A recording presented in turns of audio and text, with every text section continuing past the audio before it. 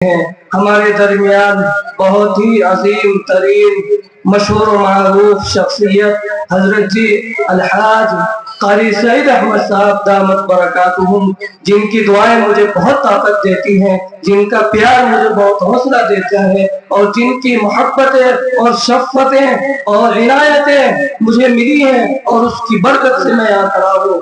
میں الحمدللہ اللہ کا بہت شکر ادا کرتا ہوں۔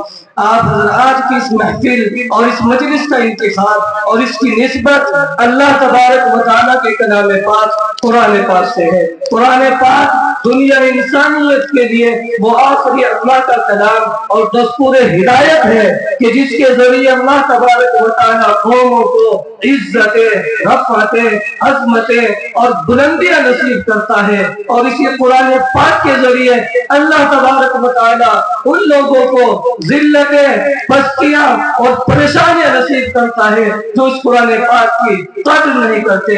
آج ہماری عزتیں، ہماری رفعتیں، ہماری بلندیاں وہ تمام کی تمام قرآن کریم سے وابستہ ہے۔ ہماری ترقی کا ہر راستہ وہ قرآن سے ہو کر گزرتا ہے۔ ہماری کسی بھی قسم کی ترقی وہ ترقی نہیں ہو سکتی جو قرآن کے راستے سے نہ آئے، جو قرآن کے ذریعے سے نہ آئے۔ ہم اگر عزتیں پا سکتے ہیں تو قرآن پاک کے ذریعے پا سکتے ہیں۔ آج سرکار دو عالم صلی اللہ علیہ وسلم ہمارے درمیان موجود نہیں، لیکن آپ کا زندہ و جاوید معجزہ، آپ کا معجزہ جو ہمارے درمیان موجود ہے وہ قرآن کریم ہے۔ ہماری مجلسیں قرآن سے شروع ہوتی ہے، ہماری تہذیب ہے، ہماری سخاوت ہے، ہمارے آباء و اجداد کا طور طریقہ ہے کہ ہم اپنا جب بھی کوئی جلسہ، کوئی پروگرام شروع کرتے ہیں تو اس کو قرآن پاک کی تلاوت باساہت سے شروع کرتے ہیں۔ لیکن دوستو، آج تک ہمارے ذہنوں میں یہ بات نہیں بیٹھی کہ قرآن کریم کیا چیز ہے،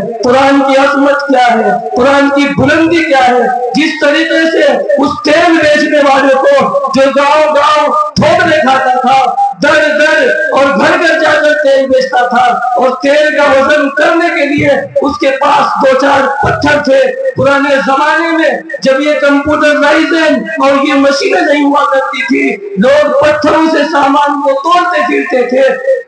ایک گاؤں کا سامان بیچنے والا اپنی جھولی میں دو چار پتھر ڈالے پھرتا تھا، کوئی 1 پاؤ کا، کوئی 8 پاؤ کا، کوئی آدھا کلو کا، کوئی 1 کلو کا، وہ صاحب تیل بیچتے تھے۔ اسی طرح ان کے پاس کچھ پتھر تھے، وہ سامان بیچنے لگے۔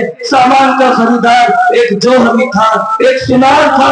سنار نے جب اس کے پتھروں میں سے ایک پتھر کو دیکھا، اس نے کہا میاں آپ کیوں مارے مارے پھرتے ہو، آپ کیوں دھکے کھاتے پھرتے ہو، آپ کیوں مارے مارے پھرتے ہو، آپ تو مقدر کے سکندر ہو، آپ تو امیر کبیر ہو، آپ تو بڑے دولت مند ہو۔ وہ صاحب کہنے لگے آپ مجھ سے مذاق کر رہے ہیں، میں ایک غریب آدمی ہوں، صبح سے شام تک سامان بیچتا ہوں، اپنی بیوی بچوں کا پیٹ پالتا ہوں۔ سنار جوہری نے کہا میاں میں آپ سے مذاق نہیں کر رہا ہوں، آپ کو ان پتھروں کی قیمت کا اندازہ نہیں، آپ کو اپنی قیمت کا اندازہ نہیں۔ آپ کے ان پتھروں میں یہ پتھر ہے، یہ کوئی معمولی پتھر نہیں ہے، یہ وہ پتھری ہے، یہ پارس کی پتھری ہے، یہ وہ پتھری ہے کہ جسے پیتل سے رگڑ دو پیتل سونا بن جاتا ہے، تانبے سے رگڑ دو تانبا سونا بن جاتا ہے۔ قسم خدا کی جس طریقے سے اس تیل بیچنے والے کو اپنی قیمت کا اندازہ نہ ہونے کی وجہ سے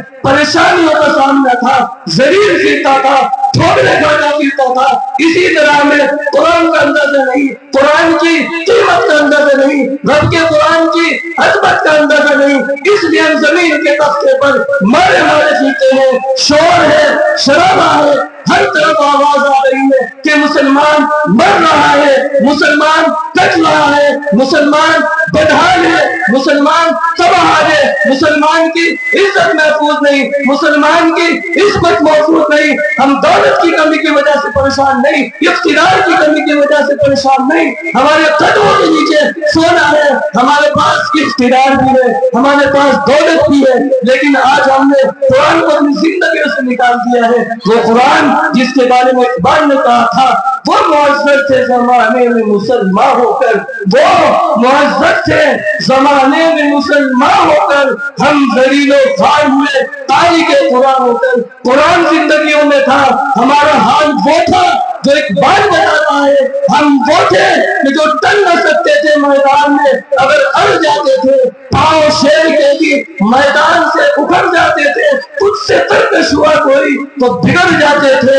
تیل کیا چیز ہے، ہم توپ سے لڑ جاتے تھے۔ یقین جانیے ہماری ترقی کا ہر پلان، ہر منصوبہ وہ قرآن پاک سے ہو کر گزرتا ہے۔ ہم اگر اپنے آپ کو ترقی یافتہ بنانا چاہتے ہیں تو خود قرآن پڑھیے، اپنے بچوں کو قرآن پڑھائیے، آپ کی دنیا بھی بدلے گی، آپ کی آخرت بھی بدلے گی۔ قرآن کریم کو مضبوطی سے پڑھیے، اپنی زندگی کو روشن بنائیے، اپنے ضمیر کو روشن بنائیے، اپنے کردار کو روشن بنائیے، اپنے اخلاق کو روشن بنائیے، اپنی زبان کو روشن بنائیے، اپنی آنکھوں کو روشن بنائیے، اپنے کانوں کو روشن بنائیے، اپنے پورے جسم کو روشن بنائیے۔